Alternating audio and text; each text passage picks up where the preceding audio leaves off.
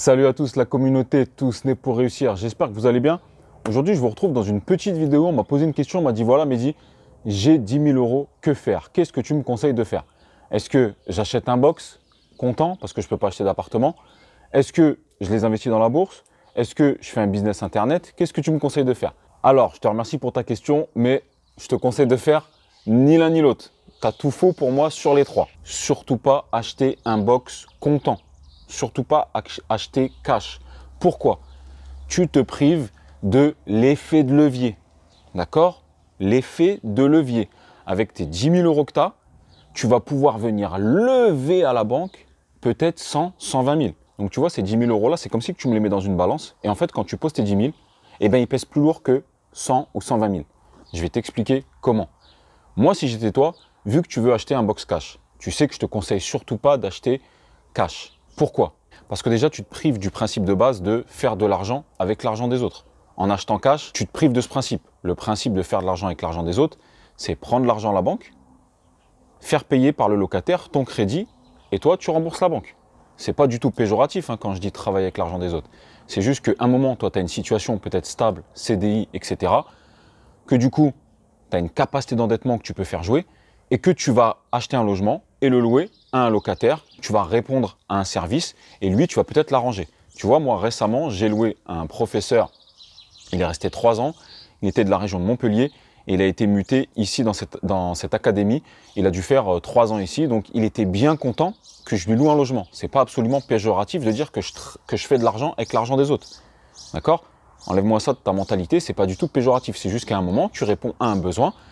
Tu as une situation qui te permet d'emprunter à la banque et du coup, tu achètes un logement et tu loues à quelqu'un. Voilà, donc déjà, je voulais revenir dessus. Et je te conseille de ne pas acheter qu'un seul box. Si tu dois acheter, tu sais très bien, on en a déjà parlé, mieux vaut acheter 10 box d'un coup parce que c'est pas avec un box et les 20 ou 30 euros de cash flow que tu vas faire que tu vas devenir rentier. Et maintenant, je reviens sur ce que je te disais, le fait de faire levier avec tes 10 000 euros. C'est-à-dire quand tu vas mettre tes 10 000 euros, tu vas faire levier, tu vas pouvoir soulever peut-être 100 ou 120 000. Moi, si j'étais toi, ce que je ferais, je mettrais 5 000 euros d'apport dans 2 appartements, soit un 2 pièces pour ma résidence principale, plus un studio que je mettrai en locatif, soit 2 studios locatifs, mais voilà, j'irai chercher, j'irai soulever ces 120 000 euros. Et tu vas beaucoup plus t'enrichir. Regarde bien, si tes 10 000 euros, tu me les avais mis sur un livret A, tu peux les laisser 20 ans, tu vas ressortir peut-être aller avec 15 000 euros, au taux actuel 0,75, voilà. Alors que là, en me coupant tes 10 000 euros en deux, tu vas pouvoir emprunter 60 et 60. Toujours pareil, sur des F2 et studio qui s'autofinancent. C'est-à-dire, le prix du loyer paye la mensualité, plus la taxe foncière divisée par 12, plus les charges de copropriété. Ça, c'est la base, c'est la règle de base. D'accord? Donc, si j'étais toi, j'aurais coupé ces petits 10 000 euros, j'aurais fait 2 petits apports de 5 000 euros et j'aurais soulevé 120 000. Bien sûr, je vous conseille toujours d'emprunter à 110%. Tant que vous pouvez, faites-le.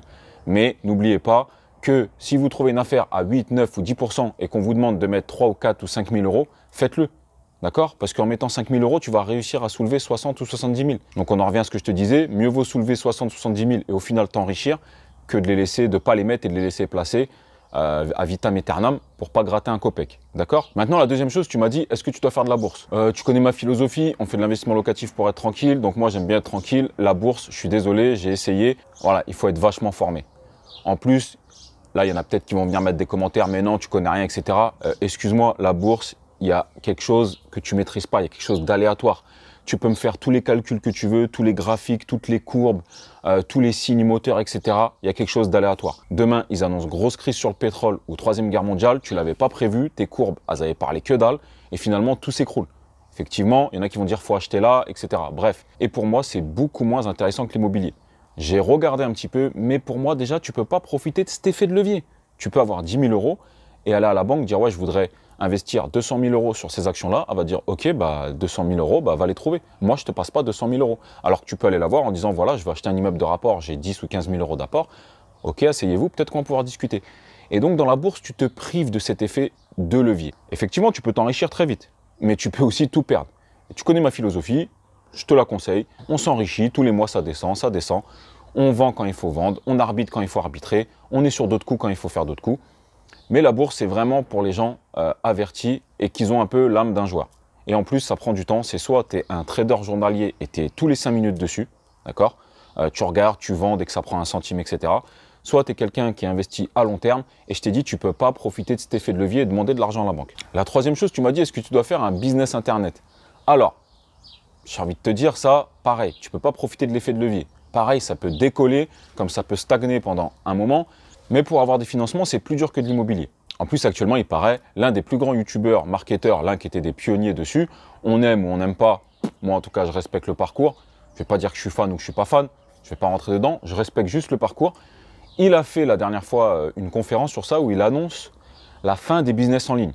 Est-ce que c'est du marketing ou pas? Je ne sais pas. Par contre, j'ai quand même regardé par curiosité ce qu'il disait. Ce qui est sûr, c'est qu'il en ressort plusieurs choses. Effectivement, le business internet marche moins. Par contre, il en ressort des choses positives. Les gens veulent toujours des formations. Les gens sont toujours demandeurs et veulent acheter des formations. Par contre, les gens ne veulent plus quoi? Ne veulent plus recevoir 41 mails par jour. Génial, c'est ce que je fais pas, c'est ce que j'ai compris, c'est tout de suite sur lequel je me suis placé. J'harcèle personne. Les gens veulent de l'accessibilité. C'est pour ça que je me suis aussi placé sur ce terrain où je reste accessible. Quand tu prends ma formation, tu as accès à notre groupe WhatsApp et à mon WhatsApp et je reste accessible. Donc je le fais le temps que je pourrais le faire.